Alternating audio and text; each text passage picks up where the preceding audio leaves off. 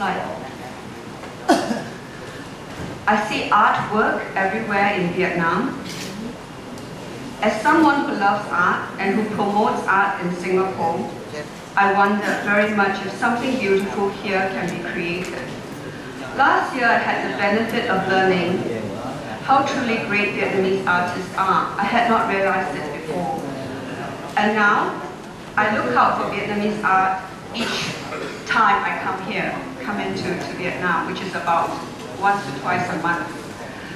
So I asked if you can create a garden of artists in Hoi An. What do we mean by that? It is not one where the works are imitation, because along the streets of Hoi An there are many imitation art.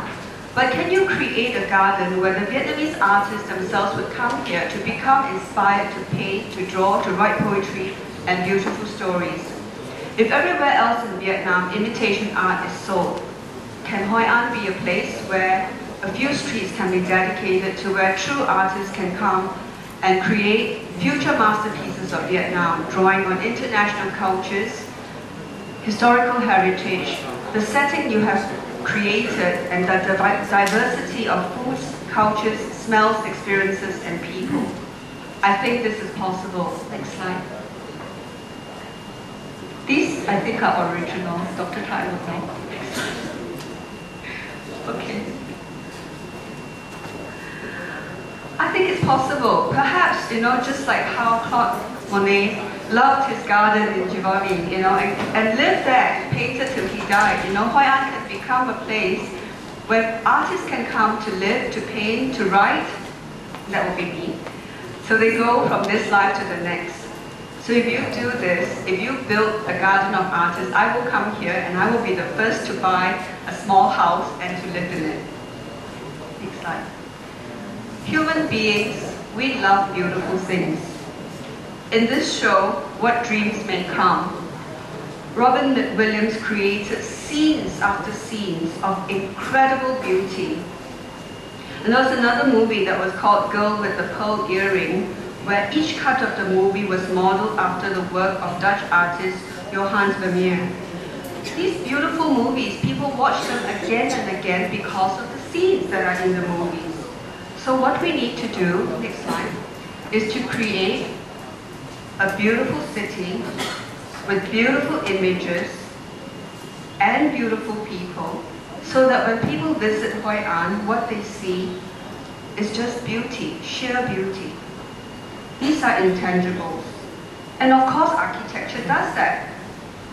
And because we have adopted small is beautiful, we can indeed create a shining precious stone or a perfect pearl in the Orient, where everywhere a person goes to in Hoi An, he or she sees something beautiful, experiences something beautiful, and has an opportunity to do something or buy something beautiful.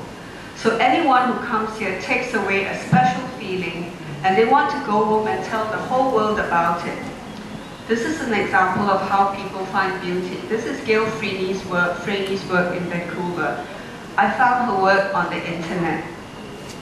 Gail Freeney is a media artist, a new media artist, and what she does is that initially she only had 10 pictures on the internet. Today I think she's got several hundred.